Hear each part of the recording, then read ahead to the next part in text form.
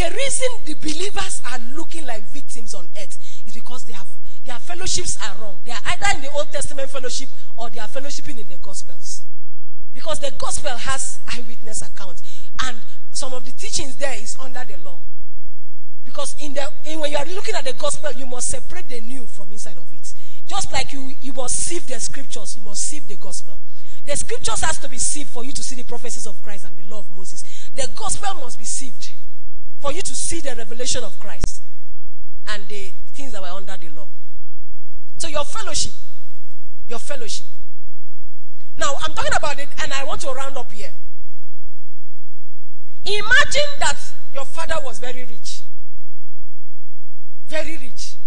had properties, and you were unfortunate that maybe your father had a misunderstanding with your own mom, and I'm talking in the natural now, and you grew up away from the man, and then he finally dies, and you are along the line, they tell you that your father died, and he left a will.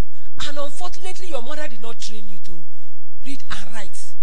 And on that day, everybody gathers and they are reading will. And they finish reading, they call your name and call properties for you, give you documents. Will it mean anything to you? Will you understand the importance of that thing? Who amongst those children will understand the importance of that will? Is the one who can read and write. You that cannot read and write, what you are just seeing is food. Thank God, I'm not going to suffer again. I'm going to see food they chop. This one, my papa leave this. Because all you are hearing is food. He left you this, so all you can see. And that is what is happening to the church. So for people, all they can see from the Bible is solution. Food. What to eat. What to wear. What they can see from the Bible is how to marry husband. That's all they can see. Food. They cannot see that there is beyond that. The knowledge of Christ that gives you all. Because what God wanted you to see is Christ. He says, grow in grace and in the knowledge. Grace, ability. Grow in ability and grow in grace. He said, peace, grace and peace be multiplied to you. That is ability. Peace. What is peace? Peace of mind. Peace, prosperity. How is it multiplied to you? According to the knowledge of Christ. So what I'm trying to bring to you is that Bible you are carrying contains the will of God for your life. It contains your inheritance. It contains everything that Jesus left for you. Remember I started with a testimony. How did I know that infirmity will leave me? Because I know that in the will, health is my inheritance. I know that in that will, health is my inheritance. I don't have time. I will talk about prosperity. Because we commonly accept health, but I don't know why we have not accepted prosperity, abundance. I know that in that will, health is my inheritance. So when I had that challenge of my body, I did not see it like, me, I'm sick. I saw it like, I am the healed. That the enemy is, I am the healed. That, let me give you this illustration. So let's assume you were a literate son. Your father left property for you. And because if a father leaves property for you, he leaves documents. And also, you have the documents that shows so and so are your inheritance. And then you sit in your house and yet somebody is trying to encroach in the land. What will you do? You will sit down and say, what will be, will be. Is that what you will do? Please, is that what you will do? But that's what most of you are doing now. God, if it is your will, let this person not encroach on the land. I want you to see how some of you pray. God, if it is your will, but your father has already given you the CFO, you have it in your hand, and somebody is encroaching your land. What are you supposed to do? Is to confront the person. Oga, you misroad. This land, no trespassing. If you don't know if you didn't survey your land, this land, I have the papers. When you talk like that, the person will find his way. If he does too much and tries anything funny, you take him to court. And he will pay you damages for infringing and doing nonsense. Now, why is that so?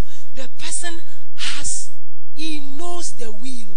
He knows his father's will. He has the document. He has the proof. He has the evidence. All scriptures is given by inspiration of God. Also, it says that those scriptures, it is given for evidence. Not just instruction in righteousness. Not just doctrine. It is also given for what? Proof, evidence. He has the evidence. I had the evidence that by his stripes I were healed.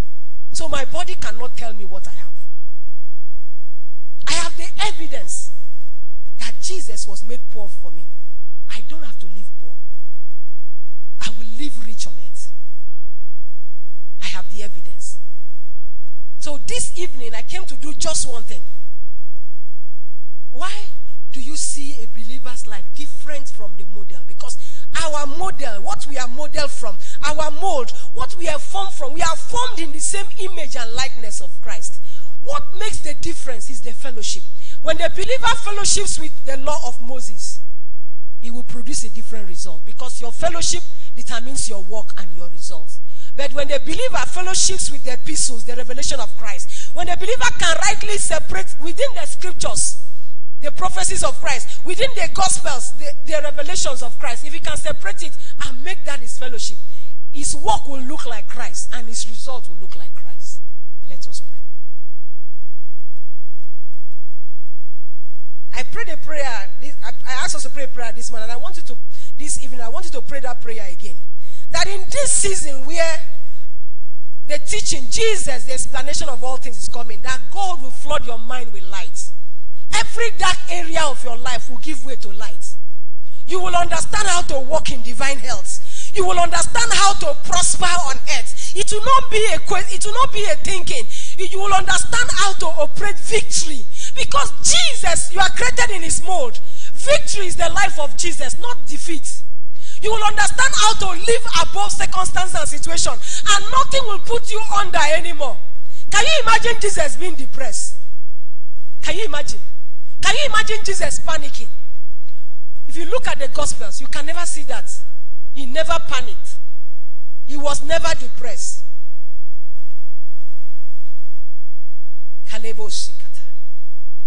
Kalebo sekata. Kalebo sekata. I announce to you that it's a new season. I announce to you that it's a new season. I announce to you that it's a new season.